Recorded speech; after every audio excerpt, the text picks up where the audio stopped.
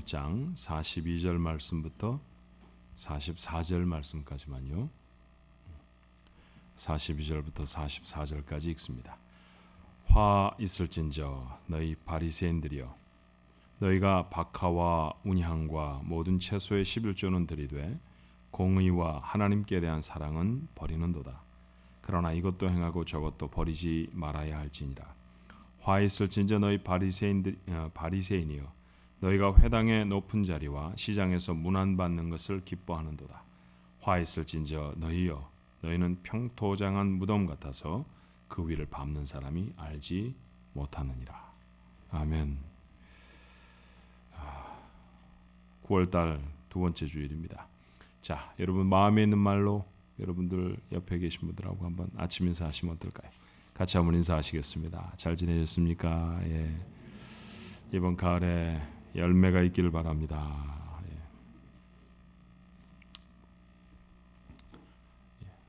가을은 결실의 계절이죠. 여러분 인생에도 멋진 열매들이 맺히는 그런 가을이 되어지기를 주님의 이름으로 축원합니다. 화 있을진저, 오늘 제목의 말씀이고요. 오늘 본문에 몇 차례 등장하는 말씀입니다. 이것은 좋지 않은 일이 일어날 것이라고 선언하는 일종의 저주문이죠. 보통 히브리 사람들이 관습적으로 하는 그런 저주문입니다. 그런데 이런 심각한 선언을 주님은 누가복음 11장 말미에만 6차례나 쏟아내고 계세요. 그리고 그 책망을 받았던 사람들은 다른 사람들이 아니라 바리새인들이었습니다. 자, 한 바리새인이 주님께 아침을 겸한 점심을 대접하려고 청하였습니다. 음식이 준비가 되어졌고 식사를 해야 했는데 예수님이 손을 씻지 않고 잡수시기 시작하셨죠. 이것이 화근이 되었어요. 바리새 사람들은 예수님을 이상하게 생각했다, 이렇게 오늘 성경은 기록되어 있는데 이것은 비난했다라는 말에 다름이 아닐 것입니다. 바리새 사람들에게 있어서 식사 전에 손을 씻는 일은 예의였고 관습이었습니다. 위생상의 문제를 넘어서서요, 죄악된 세상에 접촉해서 불결해진 자기의 허물들을 제거하는 일종의 신앙적인 행동이었죠. 그들이 얼마나 이 결례를 열심히 지켰는지 성경에 이런 기록이 남아 있어요. 마가복음 7장 3절 4절의 말씀에 보니까 바리새인들과 모든 유대인들은 장로들의 전통을 지켜 손을 잘 씻지 않고서는 음식을 먹지 아니하며, 또 시장에서 돌아와서도 물을 뿌리지 않고서는 먹지 아니하며, 그 외에도 여러 가지를 지켜 오는 것이 있으니 잔과 주발과 놋그릇을 씻음이로라. 못 씻게 되어지면 아예 안 먹었다는 것처럼 보입니다. 결벽증이라고 할 만큼 그들은 씻고 또 씻었어요. 그런데 그들을 향해서 주님이 이렇게 호통을 치시죠. 오늘 누가복음 11장 39절에 있는 말씀인데요. 주께서 이르시되 너희 바리새인은 지금 잔과 대접의 겉은 깨끗이 하나 너희 속에는 탐욕과 악독이 가득하도다. 겉은 깨끗이 하려고 무던히 애를 쓰는데 속은 여전히 더럽고 악하다는 것입니다. 그리고 나서 6차례나 화 있을진저 라고 시작되는 책망을 쏟아내세요. 자, 42절의 말씀이 그 첫 번째였습니다. 화 있을진저 너희 바리새인이여, 너희가 박하와 운향과 모든 채소의 11조는 들이되 공의와 하나님께 대한 사랑은 버리는도다. 그러나 이것도 행하고 저것도 버리지 말아야 할지니라. 11조를 드리는 종교적인 규범은 열심히 지켰습니다. 그런데 삶으로 돌아가면 의롭지도 하나님을 사랑하는 모습도 없었다는 거예요. 43절의 말씀에는 화 있을진저 너희 바리새인이여, 너희가 회당의 높은 자리와 시장에서 문안받는 것을 기뻐하는도다. 여러분, 바리새 사람들은 성경에 아주 밝은 사람들이었습니다. 늘 자나깨나 성경을 연구하고 성경을 가르치고 하는 일들이 그들의 가장 삶의 중심이 되는 사람들이었죠. 그들이 손에 들고 있는 것이 아무리 구약 성경만이라 할지라도요, 그 하나님의 말씀이 겸손을 가르치고 있음을 몰랐을까요? 알았을 것입니다. 구약 성경 어디에는 너희가 교만해라 이렇게 되어 있는 부분이 있나요? 그렇지 않아요. 언제나 성경은 겸손하라고 가르쳤습니다. 바리새인들 열심히 읽었으니까 알았을 것입니다. 그런데 그렇게 읽고 그렇게 가르치는 것은 입술만이었고요, 그들의 마음과 행동은 교만과 허세로 가득했다는 것이죠. 44절의 말씀에는 화 있을진저 너희여, 너희는 평토장한 무덤 같아서 그 위를 밟는 사람이 알지 못하느니라. 평토장이라는 것은 무덤이라는 거 만들면 우리 한국 관습으로는 이렇게 봉분이라는 거 만들잖아요. 둥그렇게. 이게 무덤이다라고 하는 표시죠. 그런데 그것을 만들지 않는 무덤을 평토장이라고 해요. 그러니까 보통 땅의 레벨과 똑같으니까 이게 무덤인지 무덤이 아닌지 모른다는 거예요. 사실 우리나라 사람들도 무덤을 함부로 밟거나 무덤 위를 막 이렇게 건너다니거나 하는 일은 안 합니다. 그것은 고인에 대한 예의고 또 유족들에 대한 예의다 생각해서 이렇게 잘 안 하죠. 그런데 유대인들은 그것을 넘어서서 만약 무덤을 지나치게 되거나 혹 무덤 안에 있는 어떤 죽음, 사체와 접촉이 되어지면 부정하다고 여겼어요. 심지어는 성전에 들어가 제사를 지낼 수도 없었고 종교적인 활동을 일정한 기간 동안 멈추어야 하는 그건 심각한 문제였습니다. 근데 여러분, 무덤이 보통 땅처럼 덮여져 있으면 사람들이 모르고 막 지나다니게 되잖아요. 그러니까 자기도 모르는 새에 허물을 갖게 되어진다라는 것이죠. 바리새인들의 삶이 그렇다는 거예요. 자기들의 죄는 교묘히 덮어놓아서 사람들은 알지 못하지만 그 사람과 접촉하게 되어지면 은연중에 다른 사람들은 죄를 짓게 만드는 사람들, 그게 바로 바리새 사람들이라는 겁니다. 자, 너무 긴 본문이라 저는 44절까지만 여러분에게 읽어드렸습니다만 46절에 화 있을진저는 계속돼요. 이르시되 화 있을진저 또 너희 율법 교사여 지기 어려운 짐을 사람에게 지우고 너희는 한 손가락도 이 짐에 대지 않는도다. 바리새인 중에 특별히 성경 지식에 밝고 가르치기를 잘하는 사람들이 율법 교사들이었습니다. 물론 성경에는 어떤 때는 율법 교사라고 말하고 어떤 때는 바리새 사람들이라고 말하지만 대부분의 율법 교사는 바리새 사람들이었어요. 그러니까 같은 부류의 사람들이죠. 그들은 율법을 해석해서 또 다른 율법들을 수없이 만들어냈습니다. 자, 성경에 안식을 지켜라 사람들의 의문이 생기잖아요. 어떻게 하는 것이 안식을 지켜야 하는 것이냐? 얼마만큼은 걸어가면 안 된다. 무슨 옷을 입으면 안 된다. 어떤 행동을 하면 안 된다. 잔뜩 규범들을 만들어냅니다. 그래서 모세 율법 외에도 바리새 사람들이 지키지 않으면 죄다라고 만들어낸 조항이 613개나 되어졌어요. 이게 얼마나 유대인들에게 힘들고 어려운 삶을 강요하게 됐는지 모릅니다. 그런데 정작 문제는 어디에 있었느냐 하면요, 자기들이 그런 조항을 만들어내긴 했어도 스스로는 법을 지키지 않는 위선적인 사람들이었다는 것이죠. 47절에 화 있을진저 너희는 선지자의 무덤을 만드는도다. 그들을 죽인 자도 너희의 조상들이로다. 선지자의 무덤을 만들고 그들을 추모하는 것은요, 그들의 믿음을 본받지 않은 것 아닙니까? 어려운 상황 속에서도 하나님의 말씀을 받았습니다. 그 사람들이 자기가 죽을 위험을 무릅쓰고도 하나님의 말씀을 선포했습니다. 얼마나 위대한 사람들입니까? 얼마나 대단한 믿음의 선조입니까? 그러니 무덤을 만들어 놓고 우리가 그분들을 기억하십시다. 이런 얘기입니다. 그런데 겉모습은 그렇게 신앙적인 것 같아도요, 사실은 얼마나 많은 선지자를 바리새 사람들이 핍박했는지 몰라요. 더군다나 더 선지자 중에 선지자로 오신 예수님, 그 예수님을 가장 핍박했던 사람들도 다름이 아니라 바리새 사람들이었고요. 결국은 그 예수님을 십자가에 못 박아 죽이게 되지 않습니까? 선지자의 무덤을 100개를 만들면 무슨 소용이 있나요? 선지자의 선지자로 오신 예수님을 핍박했다고 하면 화 있을진저 들어마땅한 사람들입니다. 마지막 52절의 말씀에 보니까 화 있을진저 너희 율법 교사여 너희가 지식의 열쇠를 가져가서 너희도 들어가지 않고 또 들어가고자 하는 자도 막았느니라. 주님 다시 지적하세요. 하나님의 말씀을 해석하고 가르치는 축복의 열쇠를 가지고도 그들은 말씀을 온전히 지키지도 않았고 다른 사람들이 그 말씀을 바로 깨닫고 지키지도 못하게 방해했던 사람들이 바로 바리새 사람들이었습니다. 그래서 예수님은 그들을 향해 화했을진저. 그런데 화했을진저라는 말은 우리말로 풀어 말하면 뭡니까? 그렇게 살면 결국 화를 당한다, 어려운 일 당한다, 그런 말씀 아닙니까? 그러면 한 10번쯤 똑같은 말을 읽어보면요, 이 말은 저주를 하는 말씀이 아닐 수도 있다라는 생각이 들었어요. 안타까움일 수 있습니다. 비난이 아닌 절절한 가르치심일 수 있다라는 거예요. 자, 주님은 특별히 바리새 사람들을 싫어하셔서 이렇게 말씀하신 것이 아니었습니다. 만약에 예수님이 바리새인이라고 하는 부류를 싫어하셨다고 하면 어떤 바리새인이 주님 저희 집에 가셔서 아침을 겸한 점심을 좀 드십시다 라고 말했을 때 난 너하고 아직 밥 안 먹어 그러지 않았겠어요? 그런데 오늘 성경의 말씀 보니까 청하자마자 마치 기다리셨다는 듯이 흔쾌히 그와 동행을 하십니다. 이후에도 진지한 바리새인들에게 늘 곁을 주셨던 분 주님이셨죠. 가르침도 주셨습니다. 니고데모라고 하는 사람이 그 대표적인 인물 아닙니까? 그 사람은 바리새 사람 중에서도 리더에 준하는 그런 사람이었어요.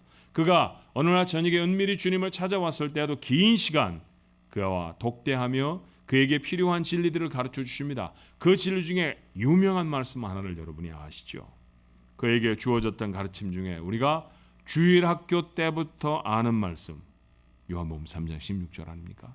하나님이 세상을 이처럼 사랑하사 독생자를 주셨으니 이는 그를 믿는 자마다 멸망하지 않고 영생을 얻게 하려 하십니다.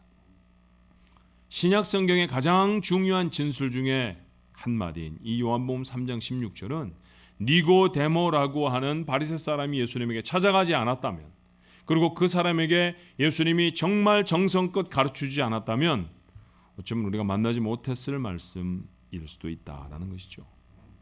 그렇게 주님은 곁에 바리새 사람들을 다가오는 것을 허락해 주셨습니다. 그래서 참 많은 사람들이 예수님의 제자가 되어졌죠. 그 중에는요 이런 사람도 있습니다. 빌립보 3장 5절에 보니까 그 예수님의 제자가 되어진 바리새 사람들 중에 하나가 자기 삶을 이렇게 고백해요. 내가 8일 만에 할례를 받고 이스라엘 족속이요 베냐민 지파요 히브리인 중에 히브리인이요 율법으로는 바리새인이요. 여러분 누구 얘기입니까? 바울 얘기입니다. 그 유명했던 바울, 그 신약 성경에 놀라운 일들을 이루었던 바울, 그 사람이 바리새인이었어요.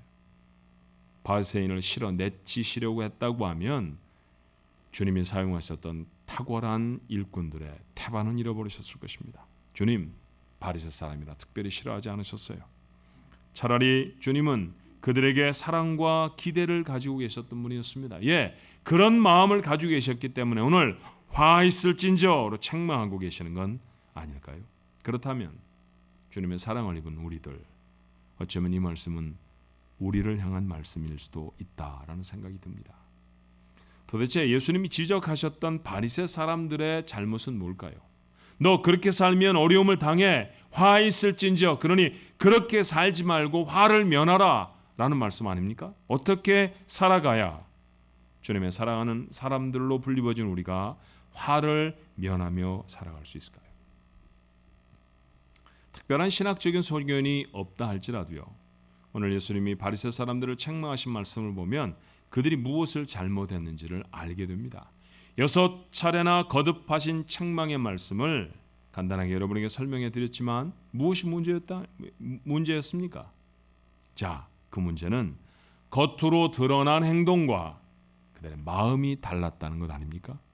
마음은 아직 변화되지 않았는데 겉으로만 종교적인 행위를 한 것이 바리새 사람들의 가장 큰 문제였어요.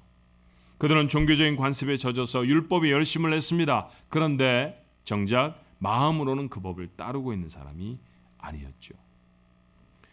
이렇게 살면요 문제가 생깁니다. 첫 번째 문제는 뭘까요? 마음이 없는 행동은 계속하기가 쉬워요, 어려워요? 어렵습니다. 한두 번은 가능한데 계속해서 하기 어렵고요. 제대로 하는 것은 더 어렵습니다. 그리고 계속해내는 건 언젠가는 중단되어 버릴 거예요. 중심이 변하지 않고 율법의 조문만 더해서 점점 더 율법은 지키기 어려운 법이 되어지고 말았죠. 그것이 바리새 사람들이 직면하고 있는 문제와 어려움이었습니다. 잘못은 여기서 멈추지 않습니다. 나아가서 또 다른 잘못을 행동으로 옮기게 되죠. 손은 열심히 씻으면서 형제를 무시하는 죄를 짓습니다. 하나님을 가르치면서 하나님이 제일로 싫어하시는 교만한 자리에 덕 자리 잡고 앉게 되어집니다. 그리고 결국은 더 큰 죄를 저지를 수도 있어요. 하나님께 11조를 내는 열심을 아무리 가져도 그 하나님의 아들을 죽이게 된다고 하면 얻는 것은 아무것도 없습니다. 이게 바리새 사람들의 삶이었어요. 이제는 이 이야기를 우리의 삶으로 좀 가져와 보십시다. 2000년 전에 바리새인의 이야기가 아닌 우리의 이야기로 이 바리새 사람들의 이야기를 읽어보면 어떨까요? 바리새 사람들이 했던 신앙의 행위, 11조를 그들의 조미료에서도 떼어내는데 우리는 그렇게 하지 않고 있지 않습니까? 그래서 그 규절 하나하나를 그저 평행 규절로 우리의 삶에 적용하는 것 말고요. 제가 여러분에게 말씀드렸던 것처럼 그들이 가졌던 정말 근본적인 문제, 겉과 속이 다른 신앙의 삶, 그렇게 표현하면 우리는 자유스럽습니까? 우리가 살펴보면요, 우리 스스로를 돌아보면 우리는 정말 겉과 속이 같은 신앙생활을 하고 있느냐라는 것이죠. 대답은 뭘까요? 저 스스로가 답을 해보니까 많더라고요. 두렵게도 굉장히 많았습니다. 정말 우리는 속이 변화되지 않은 채 겉만 믿음의 사람인 척하고 살아갈 때가 너무너무 많다는 거예요. 자, 이걸 이렇게 한번 점검해 보십시다. 주일 성수란 매주일 하나님 앞에 나와 예배드리는 거잖아요. 다행스럽게도, 자, 제 표현을 잘 들으셔야 합니다. 다행스럽게도 1년은 만화의 주일을 53번, 그리고 보통 52번밖에 담고 있지 않습니다. 저처럼 생각하는 사람이 있을까요? 주일이 1년에 52번이나 있잖아. 아우, 너무 많아. 그 많은 주일을 한 주도 빠짐없이 예배한다는 것. 여러분, 쉬워요? 어려워요? 예, 때때로 우리는 이거 참 어려워합니다. 정말 힘들어합니다. 교회 봉사 어떤가요? 정말 힘듭니다. 봉사하다가 지치고 번아웃 됐다고 하는 사람들 참 많습니다. 이유가 뭘까요? 내 능력이 너무 작은데 능력보다 큰 일을 맡았기 때문일까요? 정말 누구의 표현처럼 주일은 1년에 너무 많이 자리 잡고 있기 때문일까요? 아닙니다. 오늘 바리새인의 이야기를 읽어보면요, 아직 마음이 변하지 않았기 때문에. 마음이 변하면 주일이 어려울 리가 없습니다. 마음이 변해놓고 나면 봉사를 하는 것 하나도 어렵지 않습니다. 자, 내가 사랑하는 여인을 만났습니다. 내가 정말로 좋아하던 이상형의 남자를 만나 데이트를 시작했습니다. 1년에 52번밖에 만날 수 없습니다. 어때요? 미혼들 한번 지적해서 제가 물어볼까요? 어떨 것 같으세요? 충분하죠. 1년에 52번이나 만나요? 너무 많이 만납니다. 이런 생각 하실 수 있습니까? 없습니다. 너무너무 좋아하는 그 애인이 있습니다. 그래서 만날 때마다 선물을 사주고 밥을 사줍니다. 1년쯤 지나고 난 다음에 그 여자에게 청구서를 보내서 내가 너한테 짜장면을 몇 번 사주고 밥을 몇 번 사주고 그래서 토탈하니까 밥이 얼마고 텍스를 붙이고 팁을 내니까 내가 너를 위해 사용한 1년의 총 익스펜스는 이만큼이야. 이런 얘기 합니까? 만약 그런 사람이 있다고 하면 다음엔 사귀지 마십시오. 왜냐하면 정말로 사랑하는 사람이 아닙니다. 아무리 더 많이 해줘도, 아무리 그 사람을 위해 많은 것들을 희생해도, 밤 2시가 되어도 전화 한 통에 달려가도 안 피곤하잖아요. 그렇죠? 그게 마음이 변한 사람들이 하는 봉사 아닙니까? 새벽 2시에 우리 교회 집사님들을 불러낸다고 하면 여러분은 그 다음날 어떤 마음으로 저한테 얘기를 할까요? 그리고 그것이 한 주에 끝나는 게 아니라 거의 매주 불러낸다면요, 정말 힘들어할 거예요. 그런데 마음이 변화되어지면 주님을 정말 사랑하고 하나님을 너무너무 사랑하고 교회가 너무 귀하다는 마음으로 여러분의 마음이 변하면 그러면 힘들 수가 없는 건 아니겠느냐라는 거예요. 그래요. 일이 많아 힘든 게 아니라 마음이 안 변해 힘든 겁니다.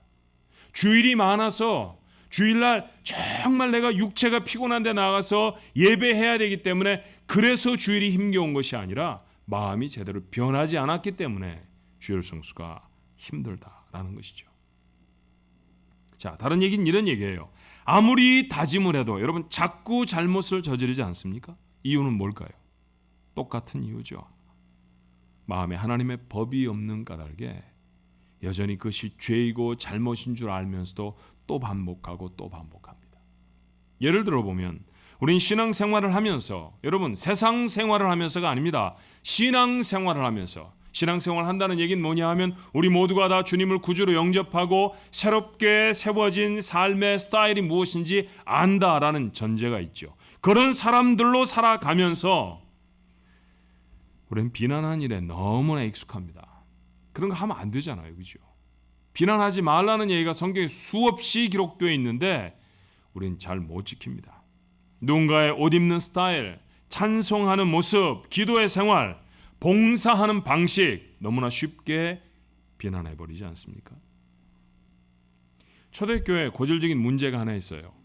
그것은 고기를 먹어야 하는가 먹어야 하지 않는가라는 점에 있습니다. 자, 예수님이 세상에 오셔서 자 너희들 모두 다 채식을 해야 한다 그렇게 가르치신 적 없습니다. 그런데도 초대교회가 고기를 먹느냐 먹지 않느냐라는 것 때문에 문제가 생겼던 까닭은 시장에 나와서 판매가 되어지는 대부분의 고기는 이방 제단의 제물로 바쳐진 다음에 나온 고기였기 때문이에요.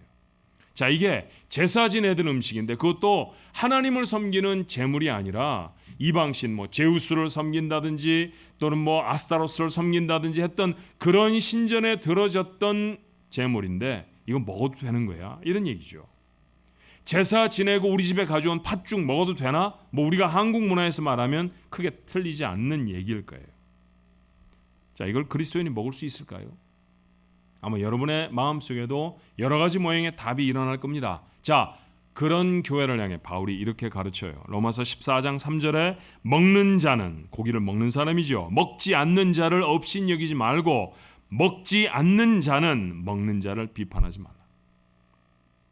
먹고 안 먹고의 문제를 떠나서 먹는 것 때문에 다른 사람 비난하지 말라라는 얘기죠. 이는 하나님이 그를 받으셨습니다.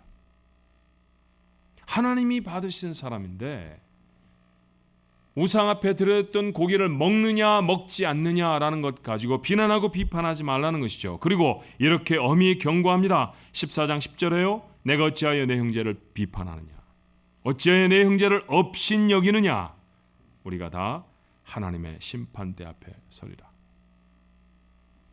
마음의 이 법이 살아있으면 비판하지 않을 것입니다. 그런데 여전히 누군가를 비판하는 것에 내가 익숙하다고 하면 그것은 하나님의 말씀이 내 마음속에 없다는 것 아닙니까? 자, 또 다른 얘기는요. 우리는 다양한 이유로 함께 신앙생활하는 사람들을 무시합니다. 돈이 없다고 무시하고요. 영어 발음이 좋지 않다고 무시합니다. 공부를 좀 많이 못했다고 무시하기도 하고요. 잘생겼다고 무시하는 사람도 있습니다. 그러지 말라고 제가 점잖게 타이르죠. 그러지 마세요. 도대체 고등학교를 졸업한 지가 몇 년인데 아직도 학교 가지고 얘기를 합니까? 대학교 졸업장이 어딘지도 모르는데 난 대학을 나왔다 안 나왔다 이런 얘기 가지고 다른 사람 무시하고 또 무시를 받았다고 속상해하고 우리 그러지 마십시다. 이렇게 얘기하면요. 사람들이 예 그래야죠. 잘 그렇게 대답 안 하더라고요. 목사님 그거 사실 아닙니까? 그 사람 정말 돈 없어요. 그 사람 정말 저보다 못생겼어요. 그 사람 공부 못해갖고 그렇게 무식한 소리 한다니까요. 이런 얘기 하고 납니다. 맞습니다. 그 사실입니다. 그 사람 가난하고요. 영어 잘 못합니다. 생긴 것도 무시를 하는 사람보다 못생겼더라고요. 그러면 여러분이 여쭤보고 싶어요. 사실이면 비난해도 됩니까? 만약에 누군가가 우리 아이에게 쌍꺼풀이 없다고 아유 걔네들 쌍꺼풀이 없어서 얼굴이 별로야 이러면 예 참고로 우리 아이는 쌍꺼풀이 없습니다. 그거 사실입니다. 그런데 그게 사실이라고 저한테 와서 목사님 다 괜찮은데 애들이 쌍꺼풀이 없어요 쌍꺼풀이 이렇게 말하면 아 예 그러게 말이에요 이렇게 제가 대답하게 될까요? 아니 쌍꺼풀 없는데 보태준 거 있어요 이 사람이? 나중에 수술비라도 줄 거야? 그런 생각 제 마음속에 들지 않겠어요? 듣는 아빠의 마음 별로 기분 좋지 않습니다. 사실이니까 받아들이게 될까요? 애비가 쌍꺼풀이 없어서 애들이 쌍꺼풀 없는데 어쩌라고요 도대체? 여러분 하나님은 다르실 것 같습니까? 모세의 아내가 광야를 지나는 동안에 죽었어요. 그래서 모세가 재혼을 합니다. 근데 두 번째 얻은 여인이 구스 지방의 여인이었습니다. 자, 아프리카 사람 이러면 여러분 그 사람의 피부색이 어떨까요?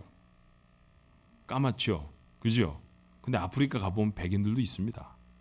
그런데 우리가 보통 어떤 지역 그러면 그 지역을 대변하는 피부색이 있잖아요. 구스 지역에 사는 사람들은 대부분 흑인이었습니다. 예, 이 여인은 흑인이었다라는 기록은 없지만요. 흑인이었을 가능성이 한 99%쯤 되는 것 같아요. 그러니 당장 미리암이 비난을 하기 시작합니다. 이 미리암이라는 여자가 누굴까요? 우선은 모세의 누나입니다. 그리고 아기였던 모세를 구해내는데 한 몫을 톡톡히 했던, 모세 입장에서 보면 누나 아니면 죽을 뻔했던 생명의 은인이기도 했어요. 이스라엘 사람들을, 미리암을 선지자로 존경하고 있는 사람이었습니다. 그런 사람이 동생의 재혼을 드러내놓고 비난하기 시작하죠. 왜 하필 구스 여자냐고, 이스라엘에 여자가 없냐? 뭐 이런 얘기였겠죠. 그것도 왜 하필이면 까만 여자를 데리고 와서 하냐? 이런 비난이었을 것입니다. 그런데요, 하나님은 비난하던 미리암에게 문둥병이 생기게 하십니다. 비난하지 말라는 거죠.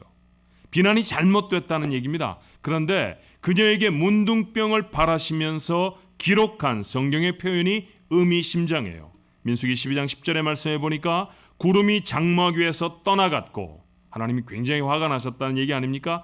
미리암은 나병, 문둥병에 걸려서 뭐처럼 됐다고요? 눈과 같더라. 눈은 무슨 색깔입니까? 눈은 흰색입니다. 그죠? 흰색을 표현할 때 눈이라는 이야기를 우리는 하잖아요. 회색 눈, 까만 눈, 파란색 눈, 이런 거 없잖아요. 그죠? 눈 그러면 다 하얀색입니다. 왜 그가 경험하는 그에게 지금 생겨졌던 문둥병을 성경은 눈과 같다고 표현했을까요? 까만 사람 싫다고? 너 희다 그거지? 더 희어져 볼래? 이런 얘기로 저는 읽혀집니다. 여러분은 그렇게 읽혀지지 않으십니까? 누군가를 비난하는 것, 하나님이 이렇게 싫어하시는 것이죠.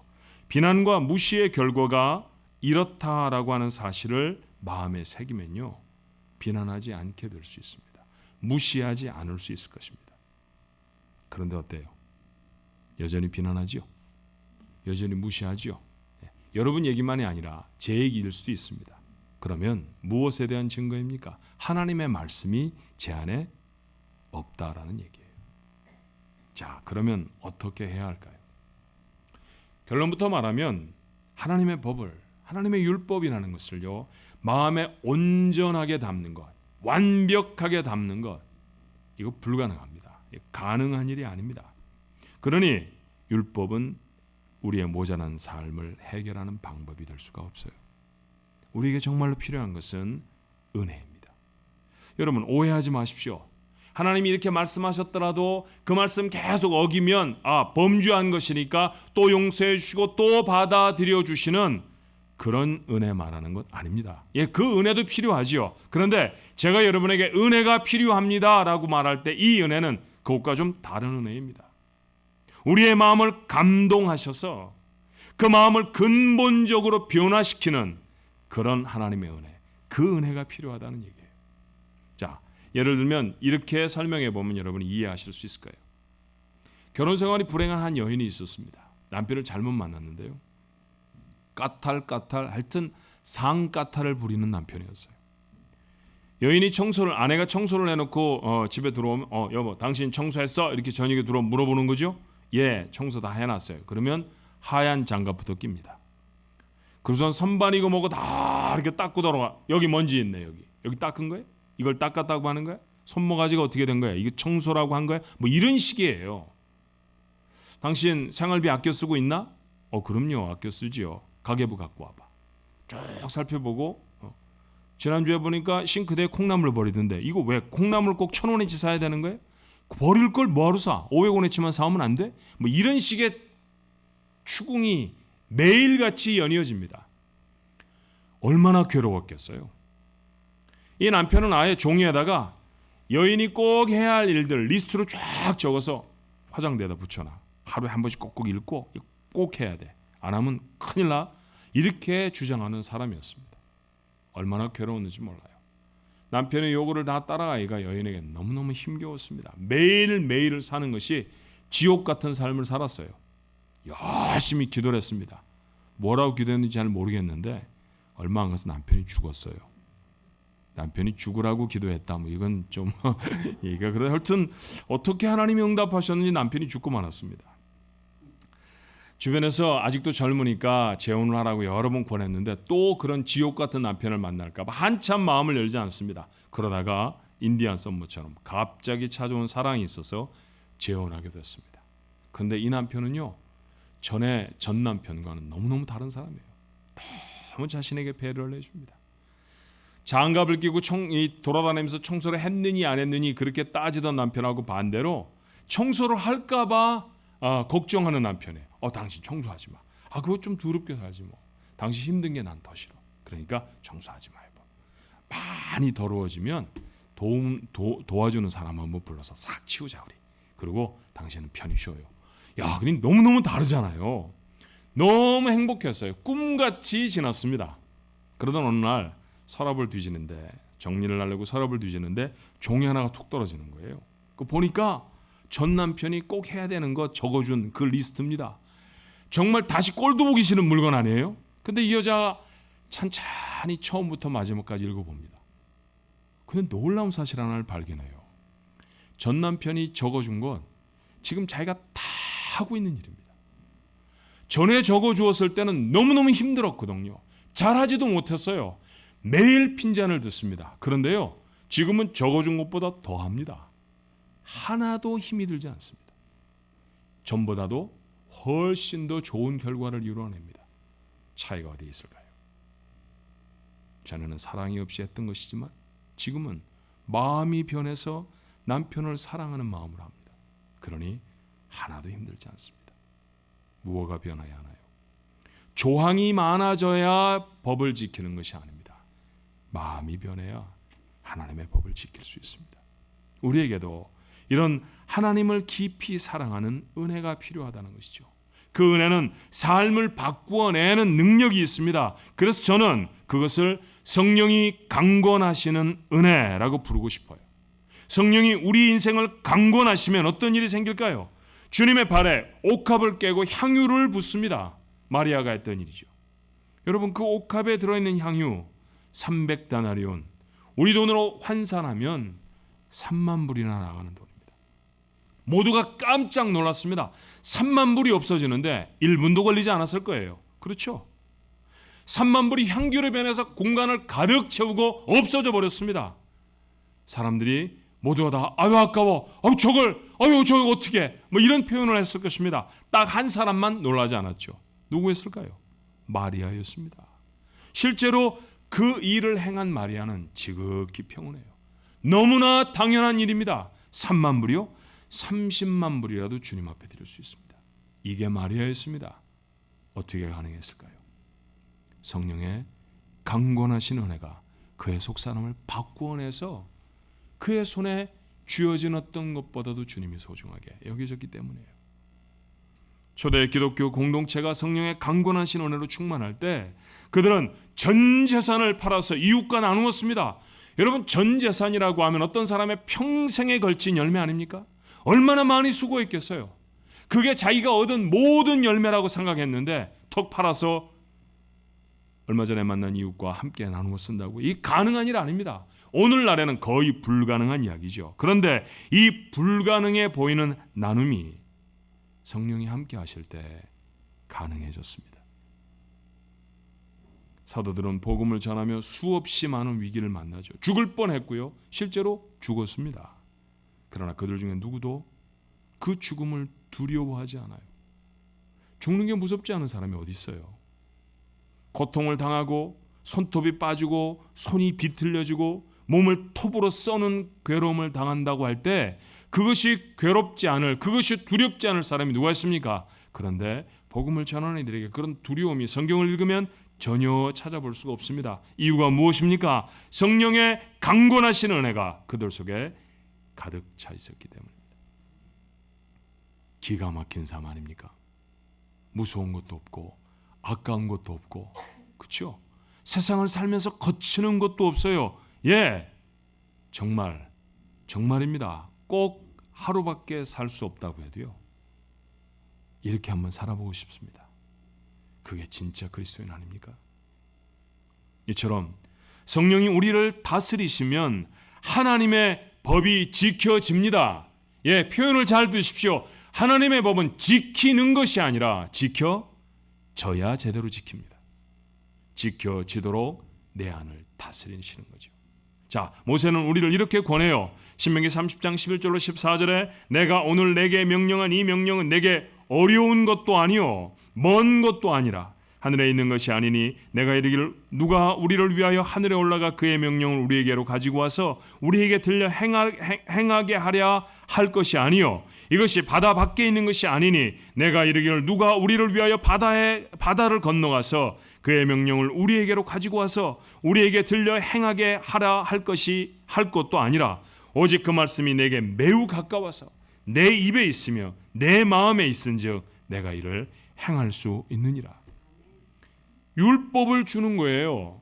율법을 주면서 뭐라고 말합니까? 지금 바리새 사람들은 그 율법을 해석해 이스라엘 백성에 가르쳐서 도무지 감당할 수 없는 법을 만들고 말았는데 그 율법의 오리진인 정말 모세의 율법이라고 말해지는 그 율법을 백성에게 주면서 쉬운 거다 이거. 누구도 할 수 있다. 왜 이렇게 말할 수 있었을까요? 이 일을 가능하게 하시려고 하나님이 주시는 은혜가 있었기 때문입니다. 에스겔이 그것을 이렇게 예언해요. 에스겔서 36장 26절로 27절이죠. 또 새 영을 너희 속에 두고 새 마음을 너희에게 주되 너희 육신에서 굳은 마음을 제거하고 부드러운 마음을 줄 것이며 또 내 신을 너희 속에 두어 너희로 내 율례를 행하게 하리니 너희가 내 규례를 지켜 행할지라. 새 마음을 주십니다. 새 영으로 부으십니다. 그러면 하나님의 법이 지켜집니다. 오늘 이 설교를 나누며 우리의 삶의 가장 큰 문제가 무엇입니까? 성령이 내 안을 다스리고 있지 않기 때문에 하나님의 법이 안 지켜지는 거예요. 성령이 나를 지배하고 있지 않기 때문에 지나간 한 주간 비겁하게 예수 믿는 사람도 아니고 그 철저하게 세상에 빠져 사는 사람도 아닌 술에 술 탄 듯 물에 물 탄 듯 맹맹하게 살아갔던 그런 삶이 우리의 삶이었다는 거예요. 절절하게 기도하지도 못했고 곁에 세워준 사람을 정말 뜨겁게 사랑하지도 못했고 하나님 정말 사랑한다고 생명을 걸 수 있는 용기도 우리의 삶에 없었고 성령이 다스리지 않았기 때문에 세상 사람들이 나를 볼 때는 교회 다니는 사람이래 그랬지만 우리는 세상에 다니는 사람들처럼 살아가 버린 게 아니었는가 하는 것이죠. 성령이 우리를 다스리셔야 하나님의 명령을 지킵니다. 하나님의 명령을 쉽게 지킬 수 있습니다. 날마다 더 지킬 수 있습니다. 더 잘 지키게 됩니다. 처음에 잠깐 기도, 내 자녀를 위해서, 내 가정을 위해서, 내 기업을 위해 기도하던 사람이 한 번도 만나보지 못한 열방을 위해 기도하게 됩니다. 시리아 난민들을 위해 눈물 흘리며 기도할 수 있게 되어집니다. 핵무기를 만들겠다고 호언장담하며 큰 소리를 치는 북한을 위해 중보하며 기도할 수 있는 절절한 마음이 내 속에 생깁니다. 그리스도인이라면 살아내야 할 세상이 감당할 수 없는 멋진 삶 아닙니까? 그러므로 우리의 구해야 할 것은 다른 것이 아니라 성령인 줄로 믿습니다. 주님이 가르치신 기도를 기억합니까? 강청함으로 그리고 믿음으로 구하면 하나님은 무엇을 주신다고 했나요? 우리가 이미 지났던 말씀인데 누가복음 11장 13절은 이렇게 말하죠. 너희가 악할지라도 좋은 것을 자식에게 줄 줄 알거든. 하물며 너희 하늘 아버지께서 구하는 자에게 뭘 주신다고요? 성령을 주시지 않겠느냐. 돈을 구하면 성령을 주십니다. 건강을 구하면 성령을 주세요. 문제 해결을 구하면 성령을 주십니다. 왜냐하면 그게 더 좋은 거기 때문에 그래요. 제가 좀 아주 세속적으로 번역을 해볼까요? 돈을 달라고 하면 아예 조폐공사를 주십니다. 돈 찍어내는 공장을 주시는 거예요. 선물을 좀 주십시오. 그러면 선물을 만들어서 매일같이 우리에게 주실 하나님을 우리에게 주십니다. 성령 하나님이시잖아요. 그렇죠? 건강을 주십시오. 그랬더니 아예 우리 인생을 만드신 하나님이 내 안에 와 자리 잡고 사신답니다. 이게 좋은 겁니다. 이게 기도의 응답입니다. 우리의 삶의 가장 간절한 간구가 가장 간절한 소망이 성령으로 수렴되어져야 할 필요가 있는 것이죠. 우리가 얻을 수 있는 최고의 것, 그것은 다른 것이 아닙니다. 성령의 충만함입니다. 사랑하는 주안가족 여러분, 성령의 충만을 구하십시오. 그래야 진정으로 다른 삶을 살아낼 수 있습니다.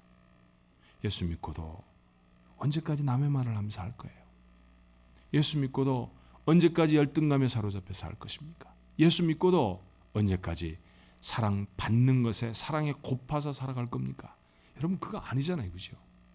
나누어주고 사랑하고 축복하고 격려하며 사는 인생, 그 그리스도인의 삶 아닙니까?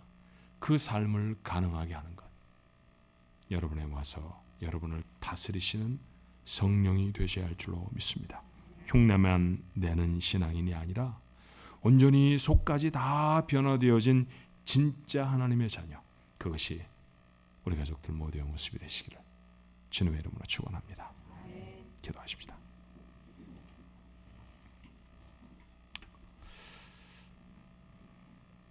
그럴 수도 있겠다라고 하는 불안한 마음으로 읽곤 했던 성경 말씀이었습니다. 바리새인들이 들었던 책망인데 저들이 하는 행위를 보면 우리도 그랬던 적이 참 많았기 때문이죠. 그러니 우리도 이 책망에서 자유스러울 수가 없습니다. 화 있을진저. 아마 주님이 세상에 바라셨던 분노, 그리고 나무램 중에 최고의 수준이었을 것입니다. 그런데 그 말씀을 곰곰 묵상해 보면 그것은 책망만이 아니라 안타까운 격려이기도 했습니다. 돌아서려는 가르침이시기도 하셨을 것입니다. 하나님, 어떻게 해야 우리가 주님의 제자다운, 하나님의 자녀다운 모습으로 살아갈까요? 다른 것이 아니었습니다. 성령이 우리를 다스리시는 것입니다. 이미 예수를 믿을 때 우리 하나님 내 안에 함께 하시는데 그 하나님으로 가득 채워지는 인생이 되게 해 주옵소서. 우리 스스로가 살면 못된 짓만 하며 삽니다. 그래서 늘 회개할 것밖에 없습니다. 이젠 그만하고 싶습니다. 감격을 토로하고 하나님이 멋지게 살게 하신 인생을 향한 감사로 넘치는 그런 인생이 되고 싶습니다. 하나님이 다스리셔야 가능해질 것입니다. 초대교회 성도들, 그 거룩하고 그 어마어마한 삶을 구경만 하는 자들 되지 않게 하시고 우리도 그렇게 변화될 수 있도록 하나님 간절히 원하옵나니 우리의 삶이 성령으로 충만해 변화되게 하여 주옵소서. 겉으로 하는 척하는 것 아니라 일주일에 한 번 예배당 와서 예배하고 돌아가면 다인 그런 삶이 아니라 우리의 삶의 자리로 돌아가서도 여전히 나는 하나님의 사람이고 내가 일하는 그곳이 어디이든지 하나님 그곳이 하나님을 예배하는 성전이 될 수 있는 삶, 그런 변화된 삶이 우리 모두의 삶이 되어지도록 축복해 주옵소서. 예수님 이름으로 간절히 기도하옵나이다. 아멘.